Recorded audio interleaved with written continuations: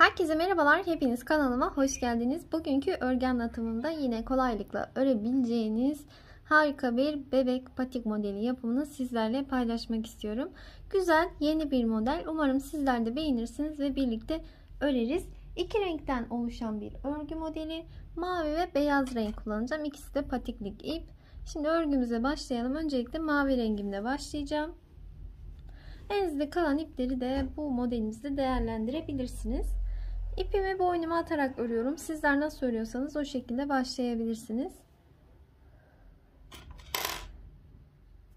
Bu şekilde ilmek atarak başlayalım.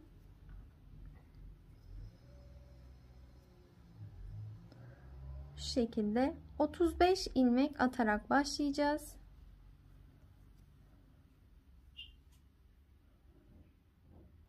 ...35 ilmekle örgüme başlıyorum. Attığım bu ilmek sayısı 0 aydan 6 aya kadar olan bebeklerinizin ayaklarına olacaktır. Şimdi burası örgümün arka yüzü. Başlangıç ipim burada. İlk ilmeği her zaman örmeden diğer şişime alıyorum. Bir sonrakini ters olarak ördüm. Bir sonrakini düz olarak örüyorum. Bir ters, bir düz öreceğiz.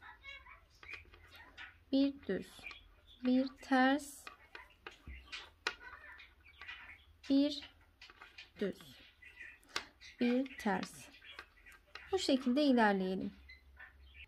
Son ilmeğime geldim. Son ilmekleri her zaman düz örüyorum. Örgümün arka yüzünü tamamladım. Şimdi ön yüzüne geçtim.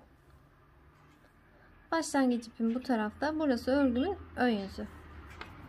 İlk ilmeği yine örmeden aldım. Son ilmeğe gelince düz örüyorum. Niçin böyle yapıyorum? Kenarlar daha düzgün ortaya çıksın diye. Şimdi ilk ilmeği örmeden aldım. Bir sonraki bakın düz görünüyor. Onu düz örüyorum. Bir sonraki ters görünüyor. Onu ters örüyorum. İlmekleri göründüğü gibi örüyorum. Bir sonraki düz ördüm. Bir sonraki ters ördüm. Düzleri düz, tersleri ters olarak örelim. Sırayı tamamlayalım. Örgümün ön yüzünü tamamladım. Lastik örgü örüyoruz.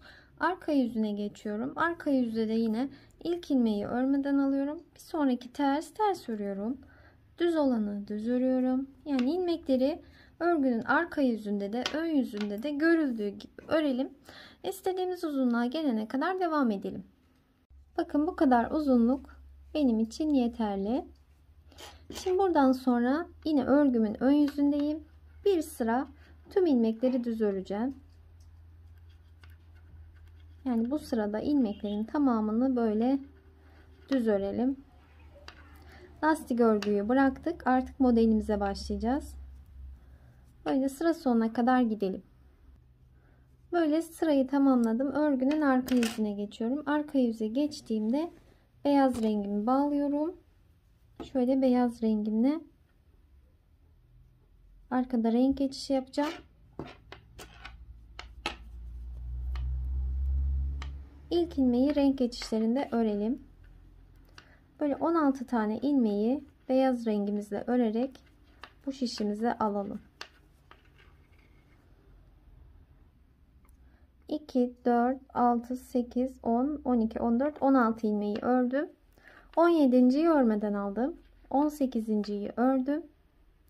19.'yu örmeden aldım. Burada 2, 4, 6, 8, 10, 12, 14, 16 ilmek kaldı. Bunların hepsini örüyorum. Şöyle bakın. Sırayı tamamlayalım. Örgünün arka yüzünde ters örgü ördüm. Artık şuradaki lastik örgüyü bıraktık. Örgümün ön yüzüne geçtim. Şimdi beyaz renkli ilmekleri örelim. Mavi renkli ilmeğe kadar düz olarak örelim.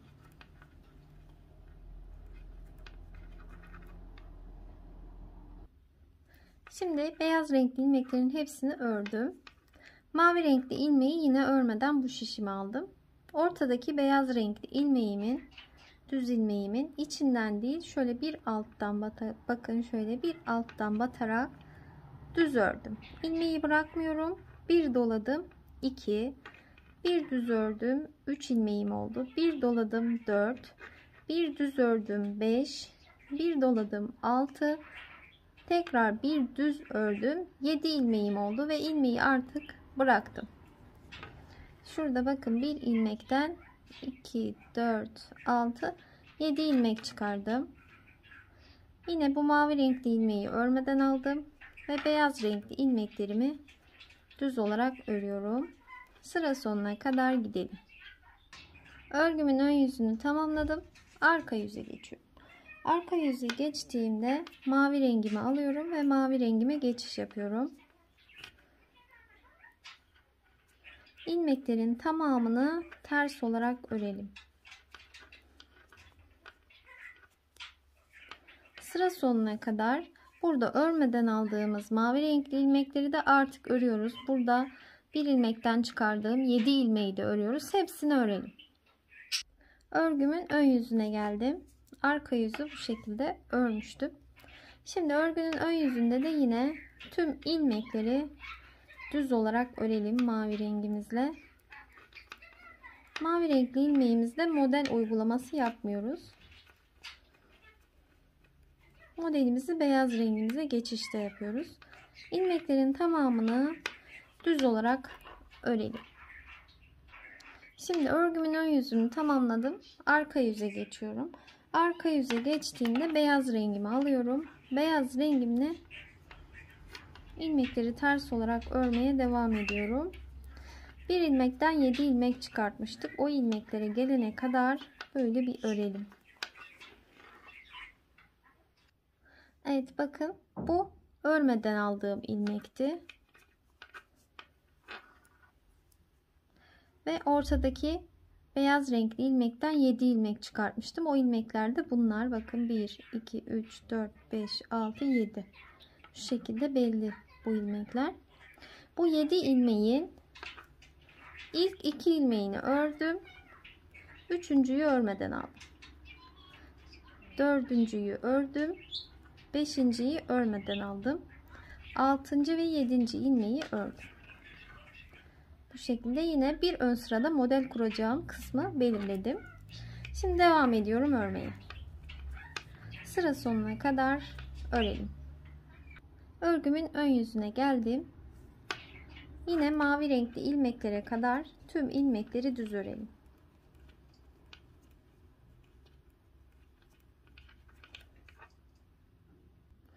İlmekleri düz olarak ördüm. Mavi renge geldim. Onu örmeden aldım. Ortadaki beyaz rengin içine batarak değil, bir alta batarak düz öreceğim. Ve bir ilmekten 7 ilmek çıkarıyoruz. 1 doladım, 2 ördüm, 3 doladım, 4 ördüm, 5 doladım, 6 ördüm, 7. 7 tane olunca artık ilmeğimi bırakıyorum. Mavi renkli ilmeği örmeden aldım. Diğer ilmekleri düz olarak örüyorum. Sıra sonuna kadar gidiyorum. Şimdi örgümün arka yüzüne geçiyorum ve mavi rengime geçiş yapıyorum. Mavi rengimle ilmeklerin tamamını ters örüp örgünün ön yüzünde de düz örüp tekrar beyaz rengime geçeceğim ve model kurulumunu yapacağım. Şöyle göstereyim. Bakın böyle çiçek gibi görünüyor modelimiz. Birinci modeli yaptık birlikte. İkinciyi de yaptık. Aynı şekilde üçüncüyü de yapalım. Üçüncü modeli de yaptıktan sonra yine mavi rengimle düz örgülerimi ördükten sonra haroşa örgüye geçeceğiz. O kısmı yine birlikte göstererek örerim ben size. Bu şekilde 3 modeli tamamlayalım. Yani 3. modeli de sizler tamamlayın. Sonrasında birlikte görüşelim. Evet bakın 3. modeli de tamamladım. Beyaz rengimi burada artık kestim. Onunla işim bitti. İlmek artışını artık bırakıyorum. Elimdeki ilmek sayısıyla toplamda 5 diş haroşa sırası öreceğim. Haroşa sıralarını ben ilmekleri örgünün ön yüzünde de ters, arka yüzünde de ters örerek oluşturuyorum. Şöyle 1, 2, 3, 4, 5 diş haroşa sırası örelim. Sonrasında şu taban kısmını birlikte öreceğiz. Evet, Örgümün ön yüzündeyim. 1, 2, 3, 4, 5 diş haroşa sırası ördükten sonra 6. sırayı örerken ilmeklerimi 3'e böleceğim. 24 tane ilmeği bu şekilde ördüm. Ortada 5 ilmeğim olacak şöyle. Taban kısmı için. 24 ilmek de bu tarafta olacak. Şimdi taban kısmı için ayırdığım ilmekleri örüyorum. 1, 2, 3, 4. 5.'yi buradan yanına bir ilmek alarak birlikte ters ördüm. Örgümü çevirdim. 1, 2, 3, 4. 4 tane ilmeği ördüm. 5.'yi buradan yanına bir ilmek alarak ikisini birlikte ördüm. Örgümü çevirdim.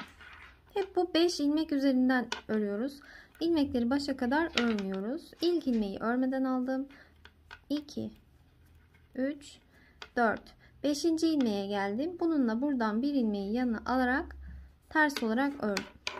Ve yine örgümü çevirdim. İlk ilmeği örmeden aldım. 2, 3, 4. 5. ilmeğe geldim. Bununla buradan bir ilmeği yanına alarak ters olarak ördüm. Örgümü çevirdim. Böyle ilerleyeceğiz hep. Bu 5 ilmek üzerinden öreceğiz. Buradaki ilmek sayıları ve buradaki ilmek sayısı azalarak ilerleyecek. Burada 3, burada da yine 3 tane ilmek kalana kadar böyle devam edelim. Evet, bakın bu şekilde 3 ilmek burada, 3 ilmek burada, 5 tane de ortada kaldı. Şimdi ilk ilmeği örmeden aldım.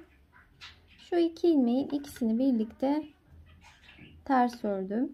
Sonrasında burada bakın böyle 2 ilmeğim kaldı. Bu ilmeğimle bunu ve bu üçünü birlikte ördüm. Sonrasında geriye döndüm. Geriye döndüğümde 3 ilmeğim var. Bununla bunu birlikte ördüm. Geriye döndüm. Böyle tek tek ördüm. Bu şekilde ilmeklerimi azaltarak gidiyorum. Burada bu artık sizin kendi tercihinize kalmış. Şöyle üçünü birlikte ters olarak ördüm. Sona yaklaşınca böyle ilmekleri hepsini birlikte kapatıyorum şimdi de. 2 ilmeği birlikte ördüm. Kalan ilmeği buraya aldım. 2 ilmeği birlikte ördüm. Kalan ilmeği buraya aldım. 2 ilmeği birlikte ördüm. Şu şekilde burayı kapattım. Şimdi ipimi biraz uzunca keseceğim. Dikmek için kullanacağım. Şöyle ilmeğimi de çektirdim. Bu şekilde bitirmiş oldum. Tersinden de şu kısmını dikelim. Patiğimi böyle tersini çevirdim.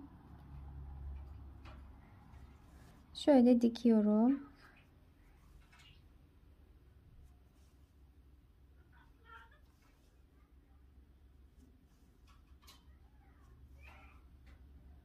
Bu şekilde şuraya kadar dikelim. Evet, dikimini de tamamladım. Bakın bu şekilde bitirmiş olduk. Şu lastik örgü kısmını daha da uzun örerek böyle gevreye kıvırıp çorap şeklinde de kullanabilirsiniz. Şu şekilde. Umarım sizler için faydalı bir video olmuştur. Bunun büyükler için olanını da örmüştüm. Şöyle onu da göstermek istiyorum. Bu bot patiğinde videolu detaylı anlatımı kanalımda mevcut. Bu şekilde büyük ve küçük olarak da örebilirsiniz takım olarak. Umarım sizler için faydalı olur. Bir sonraki videolarımda görüşmek üzere. Hoşça kalın. Kanalıma abone olarak örgülerimi, videolarımı takipte kalabilirsiniz.